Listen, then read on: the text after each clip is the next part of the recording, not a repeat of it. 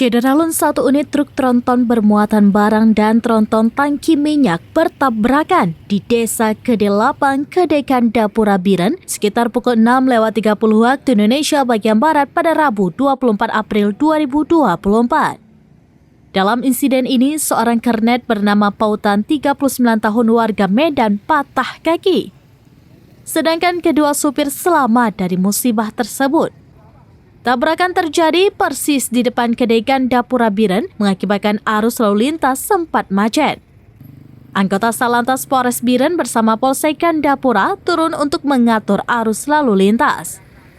Kapolres Biren AKBP Jatmiko melalui Kasalantas Ibtu Mulyadi mengatakan dua truk tronton tabrakan yaitu truk tronton Mitsubishi BL8886PZ yang dikemudikan oleh Muhammad Rafi 57 tahun warga desa Paloh Raya Kecamatan Mutiara Pidi.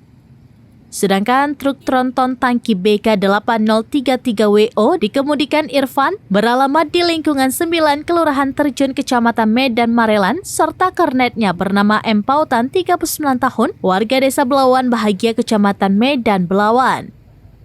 Berdasarkan keterangan saksi dan supir truk, saat itu truk tronton Mitsubishi BL8886PZ yang sedang parkir bergerak menuju ke badan jalan.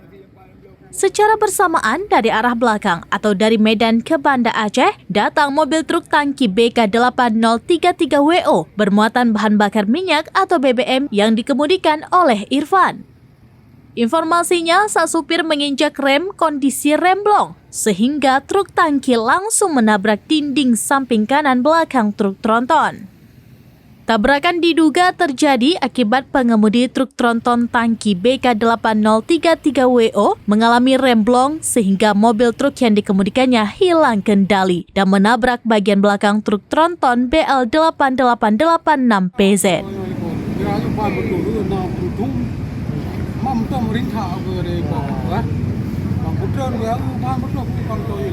Dari Medan? Dari Medan. Oh, di mana? Gunung Beli. Oh, barang apa? Barang kelontong. Barang lama. Barang Dari Biren, Yusmandin Idris, SerambiNews.com. Download Tribun X sekarang. Menghadirkan lokal menjadi Indonesia.